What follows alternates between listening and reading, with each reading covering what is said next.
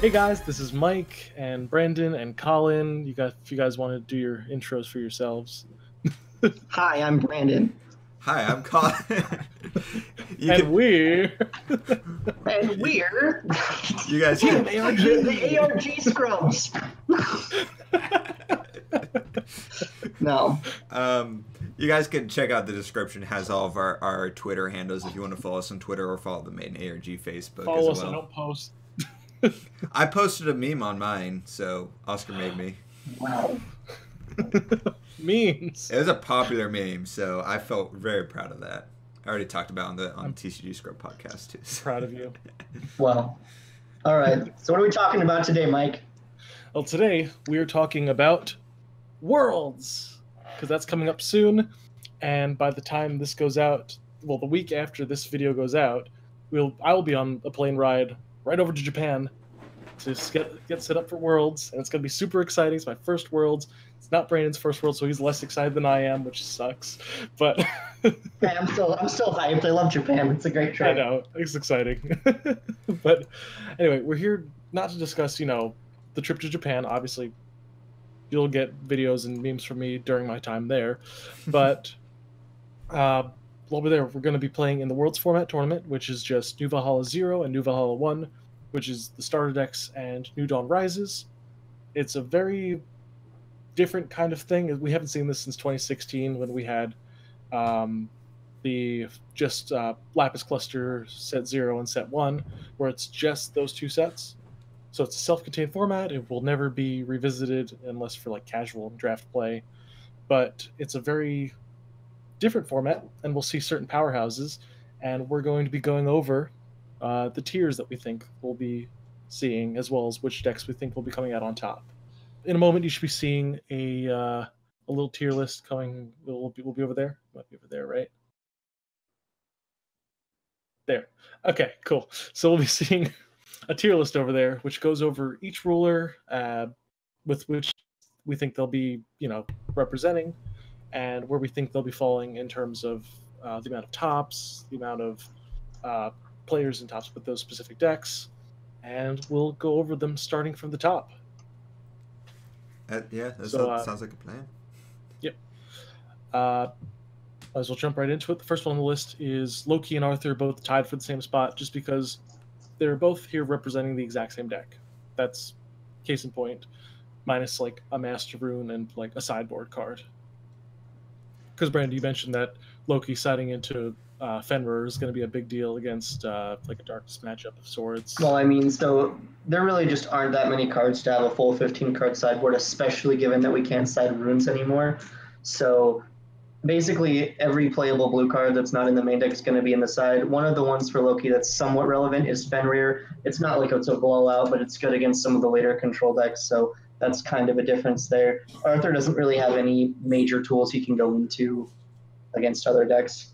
You can flesh out the Ardenite if you're not playing 4, but you really should be anyway. So yeah, Iron Dice just so good against stuff like Belial is a big deal in the black matchups, and having that available. Merlin, Lancelot. Yep, Merlin and Lancelot are big deals too.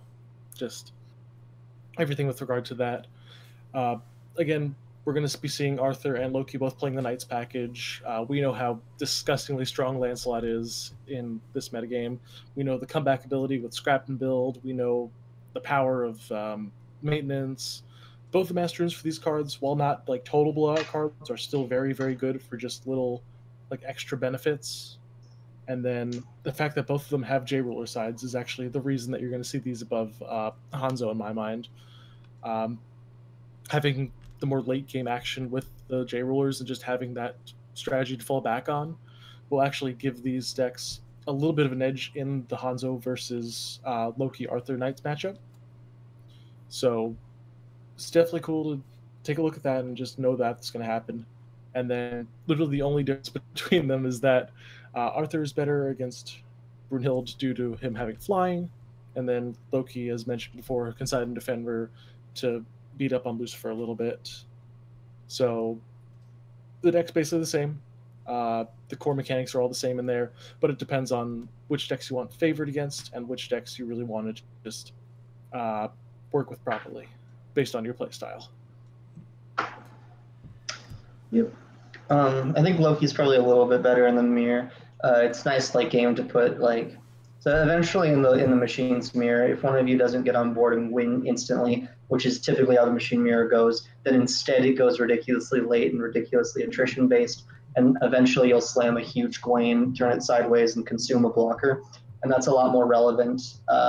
Arthur's Master Rune just doesn't do a whole lot since you can typically separate your counters into even enough piles that them wasting 3 mana. Like you can usually turn 3 mana into those counters anyway, so the Excalibur doesn't really do much. But Arthur does fly, and next to nothing in that deck besides Vivian flies. So sometimes Arthur can just judge and get the last few bits of damage through, so that's relevant. Otherwise, these two rulers are next to identical. Yep, pretty much. The fact that Loki can also pay for Awakenings is pretty decent, just because you can kind of go into like a bigger Merlin play towards the end of the game, which can be relevant depending on how much mana you've left over. Even working with something like Arendite's Awakened version, Loki makes that really, really easy to pull off. That's true. Yeah. It's a...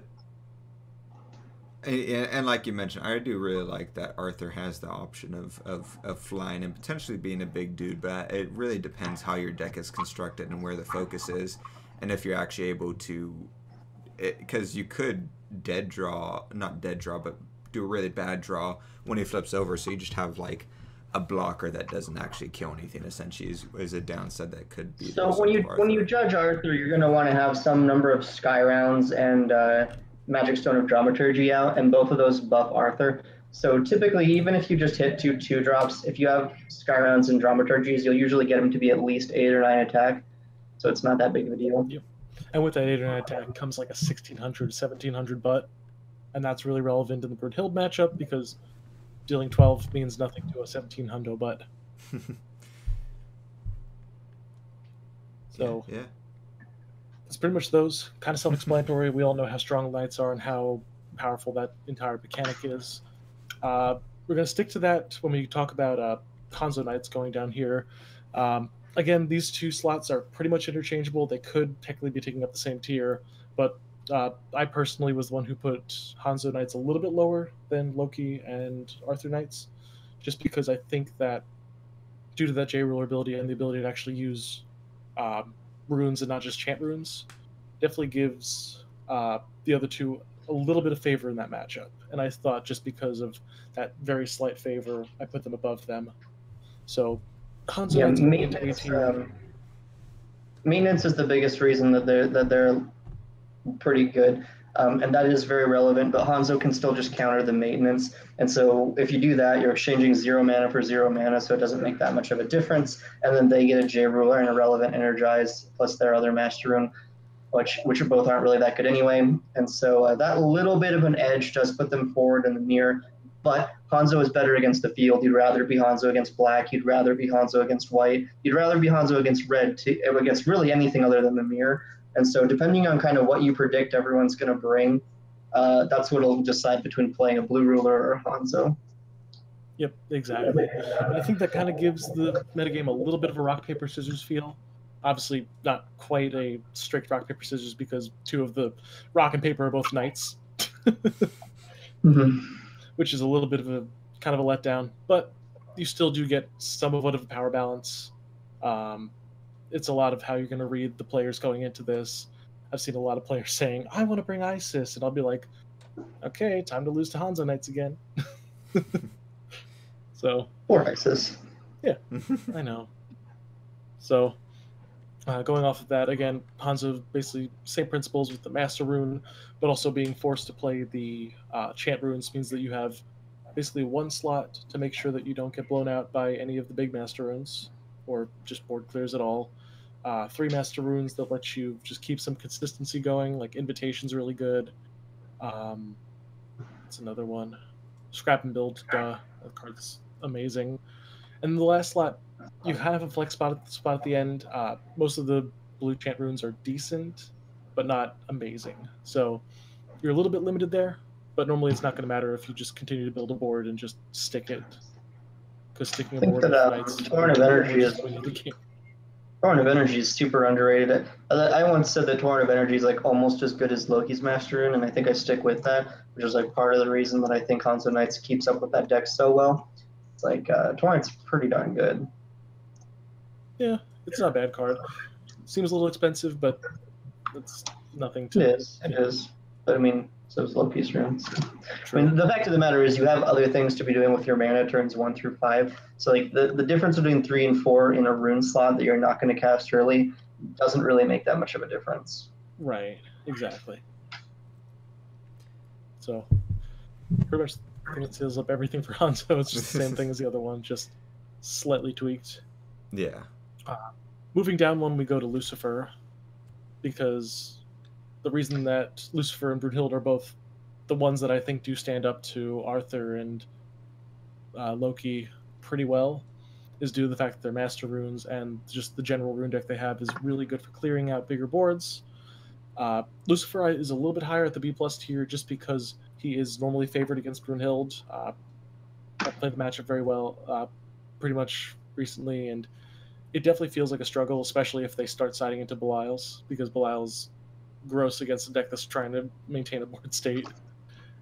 Yeah, so I actually think that like part of the reason that I like Hanzo to being a safer pick is I think that the black deck really can get an edge over the blue decks that aren't playing Hanzo, because Black Rosary is like it's actually just insane against the machine stack. They need to keep a board and that just auto 2-for-1s them. Plus, like 4 out of the 5 black runes are just removals, which removes the lances from the board. You can eventually get late enough that you can slam bigger threats. They can play Frankenstein, which blocks early, which prevents real early aggression, which is good. The black deck really does have a lot of tools. Sadly, the Hanzo Master Rune counters Black Rosary, so it doesn't do anything against Hanzo Knights, and I just always lose that matchup. Right. Exactly. So that's where we see like the first part of that rock paper scissors feel going through. Yeah, the trouble with this like circle though is that like the black deck isn't even guaranteed to win the blue decks of machines. Like the machines deck will still sometimes just win that. So it's like even, and this is like extremely generous for the black deck. Even if you want to call it 65% favored for the black deck, which I think is very generous, you're next to like 20% against the Hanzo version. So this deck, there's just no sense in actually playing it because you're still just going to lose such a large majority of the machines matchups. Right. This is kind of what happened back when we had like a Fox Prisia meta, and there was like Alhamit and Mikage decks that could get like a 55 against Fox, and people thought that like meant you could bring it even though it was a 0% against Prisia. And like it's that same thing where like that deck that just is like slightly favored against the best deck and just a 0% against the second best deck still just can't be played because you're just not gonna always face the number one deck. Right, exactly. Do you think that the world is going to be full of the like you said, for example, your top 3 decks in the tiers? Do you think it's going to be mainly populated by those? I would be entirely shocked if there was a single not machines deck in top 8. Like even one would absolutely shock me. You think just volume-wise, it's guaranteed that top 8 will consist of all machine variants? So I mean, nothing's really guaranteed, right? Like A, I don't necessarily know everything. B, variance does happen. Like there could be the one black player that just like gets lucky against the 6 Lokis in a row and never sees Hanzo. I mean that just happens. It's a game of variance. So I mean, like there could be like 1 or 2, but there's just no world in which it's not a majority machines. It loses the next day when top 8 plays out. Yep. Winning worlds? No, there's nothing but machines will win. It doesn't make it past top 4. It doesn't make it into top 4 essentially. Sure. Again, you're just talking about variance, but yeah, machines is the only deck. Like that's just the long and short of it. Again, I think we've talked about most of Lucifer's tools. Did we miss anything? Talked about Belial already. Talked about Frankenstein's very good. Frankenstein plus Corpse Sorcerer is a pretty potent combo for stopping early aggression. Reign of Tears removes +1/+1 counters, which is pretty darn good. Oh yeah, kills munchkins. That's right. Yeah, so it kills Vivian's early too, which is nice. And then Look of Corruption takes Lancelot and Merlin, which is very good. Unfortunately, it doesn't get around limitations, but otherwise, it's pretty good. Continue. Yeah, both those being 3 and 4 drops is pretty big. Bye, Brandon.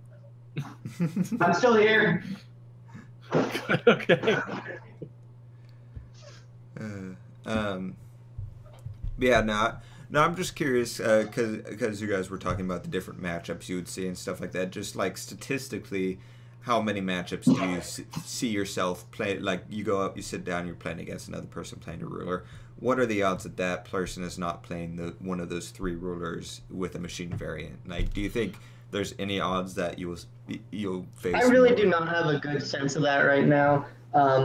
In my talking to people, it seems like a majority of players are aware of the machines epidemic, but you never really know, right? Like, there could be decks that I don't necessarily know about. All the Europeans could be on some broken garbage I don't know about. And also people are stupid. So, like, some people just don't play the best deck. Like, I mean, Worlds last year, I played against 3 Mikages. So, I mean, like, and I destroyed all of them. So, I mean, it's like, just because it's the Worlds tournament doesn't mean there's the random Taiwanese guy that doesn't know what he's doing. So it's really hard to say what you're going to go against.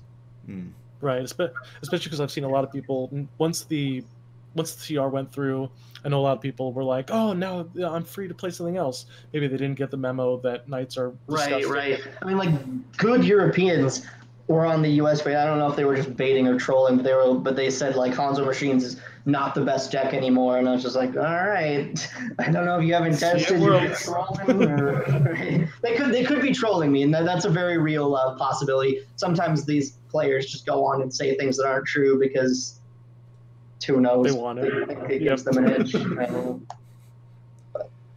Yeah. I think the chance is pretty decent, actually, though, because I know a lot of people said that they want to be experimenting with other rulers.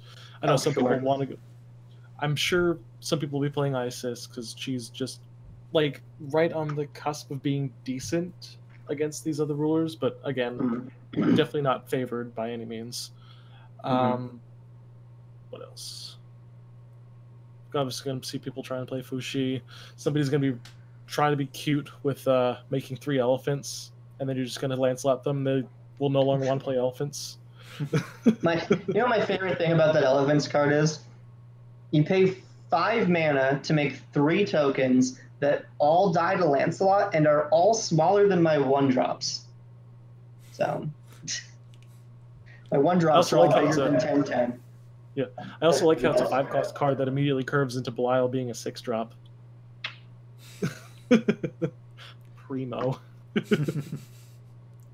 So, moving on from there, we're just gonna go right down to B tier because we've talked about the three main decks. I think we'll be seeing a lot of just because of their favorite matchups in most scenarios. Most.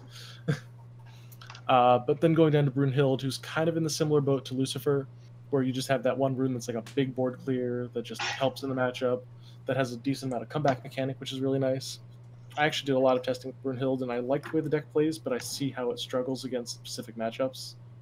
So one of the things about Brunhilde that's really cool, and I judge almost every deck based on its outs to the Machines deck, is that if you have Minerva and Full, sorry, my voice is cracking, but Full is the 4-mana 10/10 that has barrier and +2/+2 on your opponent's turn.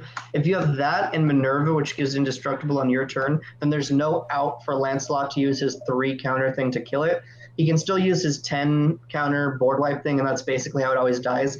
But if you can keep counters off their board with like Spear of the Valkyrie and Brunhilde's Wrath, and then land a Full plus a Minerva, that's actually a way to beat the Machines deck. Unfortunately, it just doesn't come together often enough. Machines just has too many ways to pull the board back even after you've dealt with it. But the fact that it does exist is, I think, what keeps this in B tier, and that it's like not a 0% against Machines. It's just not favored. Yeah, I'd say it's more of like a 30 to 35% against Machines, maybe. Generous, but yeah, that's probably fair. But either way, you know that you're going to be facing that. And that's mainly against Hanzo Machines, I think, is what we're talking about, right? Because this is not even assuming the Master Rune against the regular old Machines. Because if you can Master Rune and then follow that up with a Fool or something, you just kind of can stick a board. Oh, yeah, this is another... So this one and the black deck together are both, like, pretty good against non-Hanzo blue, which is why I think that Hanzo machines is much safer, because like these both have a way to just like, if with Minerva plus a board plus the master rune from Brunhilde, that's just really good for beating machines. Yeah, exactly. Which is why they're kind of clumped together in that part of the category. But again, both of them have that big deal. One of the big things is that Brunhilde is definitely slightly on Lucifer train. Very, very hard to come back from that, especially when all your things just have Eternal on your turn, when your opponent is belialing you on their turn. So, kind of an issue there. And they really can't outdamage you, because if they get you outdamaged enough, Belial will literally end the game, and Lucifer just knocks everything out. And if you have to try and get the Brunhilde to Judgment to get something back, normally you're just stuck with whatever you brought back, because the Brunhilde is going to die to Sword of Lament. Sword of Lament? The Black Moonbeam, but bad. Yeah. Oh. First off, I'm very happy to have a bad Black Moonbeam over a regular Black Moonbeam. I wish it was a chant. It's kind of lame that only 2 rulers can even use it, though. Yeah. Okay. It's fine, though. We'll just play Wanderer and play real Black Moonbeam. No. All right. Moving on to Isis, my initial favorite ruler of the set, who is just terrible. She's an insane late game engine, and unfortunately you don't go late because the blue deck is more aggressive than the red deck. Giant Sandstorm would be great. 800 damage seems like a board wipe, except that all of their cards are bigger than 8 damage. You can pair that with Sandstorm to go to 10, and maybe that'll get a couple of them, but most of their dudes are bigger than 10/10s. Her Master Rune belongs in the trash. It is just atrocious. And she has basically no other redeeming qualities other than the fact that she has a ridiculous backside if you get to like turn 8 or 9, but that's just not realistic in the format and really not what Red's suited to do. So unfortunately, Isis has just gotten multiple shafts this format when she really should be much better. That's a good point. It's a red deck, and they have the one of the strongest, in my opinion, 1-drop resonators we've seen. And it has this aggressive tendency, but the ruler itself that's meant to be should be the backbone and engine is this weird, like, slower version of what the deck should be operating at, and has a defensive mechanism, which is cool to have, but it's weird that it does have a defensive mechanism over just another aggressive mechanism on the J ruler side as well. Red rulers without swiftness suck. Yeah, exactly. Like I would trade out that barrier for swiftness any day. Personally. All right. And also, what's so funny is, like, you'd think that Isis should beat the black decks, right? Because, like, they go really late, they discard your hand, Isis flips on turn 9, and she just can't be beaten because she has barrier and she has all the ways to kill the things. But then they printed Obazuki in black, and that destroys J rulers without targeting them. So now, like, black has an out to Isis anyway, even though that's, like, the only deck, the red deck, that Isis should just annihilate, and it just still can't even do that. So it's like, Isis just doesn't have a home. That was interesting, I guess. That happens. Another thing to mention is that Red does have decent tools for kind of doing like a tempo-y mid-game deck, but it's just not as fast as Blue, and I think that's really what it comes down to. And I think the same kind of boils over. We're going down here to Fushi, the other red ruler. These two are like wildly similar. There's next to no difference between the two of them. Fuji has a bit better of a master rune and a bit worse of a backside, and that's about the long and short of it. Yep. Master runes don't really matter because Hanzo exists. Even if it did, it's not like it's an insane master rune, so much so that it like wins the mirror. The backside's not great. It pulls a dragon, which immediately dies to Lancelot. I just don't think it's very good either.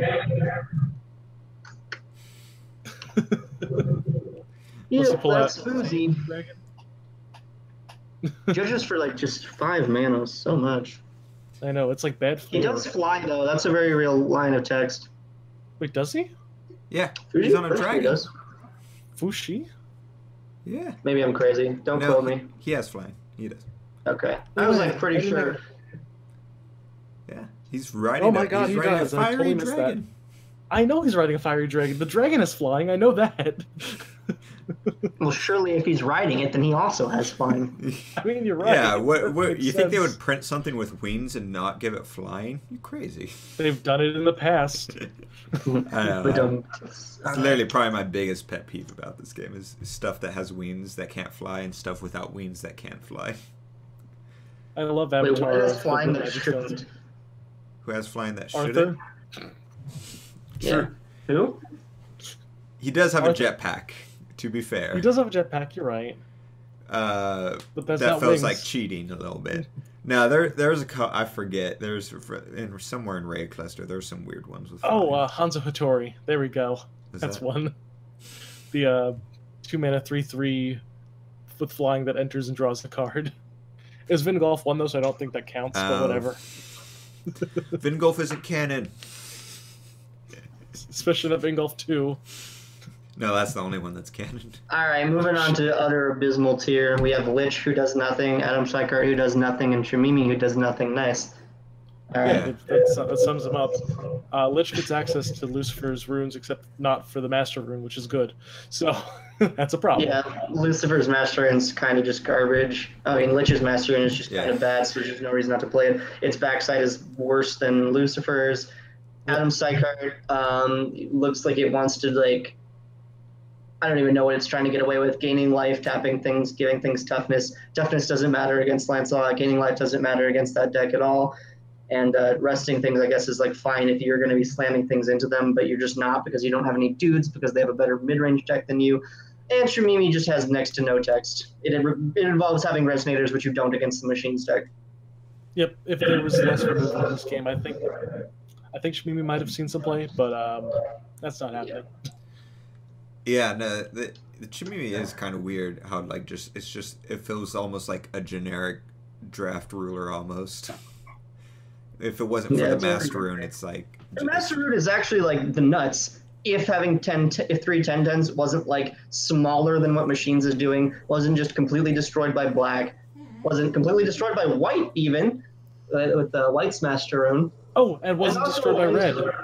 And also, wind is just the worst color because like a lot of the green cards fall into like Mimi tribe nonsense, and that entire tribe is just garbage. There's just not even one redeeming card in that whole tribe, and so like green got super shafted. They got like They got Jiraiya, the 5-mana ninja. Jiraiya is cool, and then the 5-mana ninja Bushido dude. Yeah, that guy's cool. I like that Spirit card. Away is like a decent late game attrition combo, which is just not relevant to this format at all. So green kind of just sucks, which first time that's happened in a long time. Yeah, it feels good. So wind is over. Now we're in blue. No, because wind is still the best ruler. So even when they tried to make wind the worst color, the wind ruler is still the best. They just can't even beat it. Like, all right, we're almost there. What are you doing? What are you writing down? No, nothing. Don't worry about it. And then that's what got through. 0 mana cancel spells, and then the draft rulers. All right, which for some reason one of them needs to be better than the others. Yeah, that was Colin. Why'd you put one higher than the others?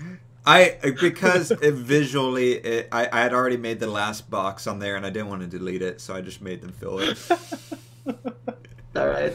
Is that one actually better? Hold on, that's the one with Divinity 5. Like which one this one was, and like what quality of this one made it better than the other two. Yeah, that the Divinity 5 and Limit 3. So maybe I could see an argument that one's better. I stand by my placement, even though I just randomly grabbed one. All right. More limit counters means more being able to play multicolor in a single color format. Sounds good. Instead of limited format. Oh yeah. Honestly, though, that probably is actually the best one. Like if you're gonna ignore, if Hanzo's like so insane that the rune deck just doesn't even matter, and there's some like really good 2-color thing that you want to try doing, then maybe that's like the ruler you play. I don't know. It can happen. It probably won't, but it can. Yeah. If it does, that's the best ruler for it. So good placement, Colin. Thanks, Colin. Any last thoughts on this tier list then, I guess? Knights are good. Knights are good? That's true. Hashtag ban Lancelot, except it won't happen. Hashtag conquest format, except it won't happen. I see Lancelot. Hashtag make worlds wanderer. Jesus, no. I take seal before Wanderer. At least they printed. They've learned. They printed the counter for Lancelot inside the set. They printed the counter for. Well, they didn't print the counter for the cancel rune, but you know what I mean. Wait, what's the counter for Lancelot in the set? Isn't the weird name, the one chant cancel ability if it's awake and destroy that resonator? How is that a cancel for Lancelot? It costs 4 to kill him. He still gets to remove counters. It only removes like his +1/+1 to the board. Yeah, Plus, I mean, it's also blue. So even if that was the best answer to Lancelot, the Lancelot deck's still the best because it's the only deck that gets to play Ardenite. I'm talking long term. You had mentioned banning Lancelot, and I think long term inside the New Frontiers format. It's not even going to be playable in New Frontiers. Who gives a shit about that? It's only just insane in block format. So you're saying in block they should have block bans going into Worlds? I think they should have exactly 1 day ban. Like literally ban Lancelot for this tournament, full stop. And like because the only players that are going to be there are Worlds players who are getting the whole set anyway. So it's not like we're not buying product because of this or that we're disappointed in the product we bought because of this. B, nobody else plays this format, so it's not like anyone can really complain about like, oh, they're banning my favorite cards. No, the only players that are going to be here are already invested in the game and franchised players. C, this format's garbage and it would be like demonstrably better without Lancelot in it. Like we can see the delineation of tiers that we have here and like how many other interesting things are going on if Machines just like isn't the only deck to play. And so it's like it's not even a big deal. I mean, it's really not a big deal as the thing. It's like if they just slam the ban Lance button, nobody cares. It only affects enfranchised players who aren't buying packs anyway. But it's just not going to happen. So I agree I've given up. That's a good idea of just because Lancelot, like I had mentioned to or no, I guess I mentioned that in something else, but is the linchpin of the machine. It's the only main reason the machine deck is viable, and if you ban that, my fourth point, I'm sorry, is the machines deck is still fine without Lancelot. Like it's not oppressive, but it still like exists. So you haven't like shot it out of the format. You've just made it a little bit more in line with what everything else is doing. Having stuff constantly being buffed is still a good thing. Vivian's still insane. Like you still get the machines deck, still gets Vivian. That card's just ludicrous. Still gets Merlin. That's ludicrous. Percival's great against control. Like it's still a deck. I don't know. And Gawain is just a red card. That's right. Right. Blue gets the biggest swiftness resonator.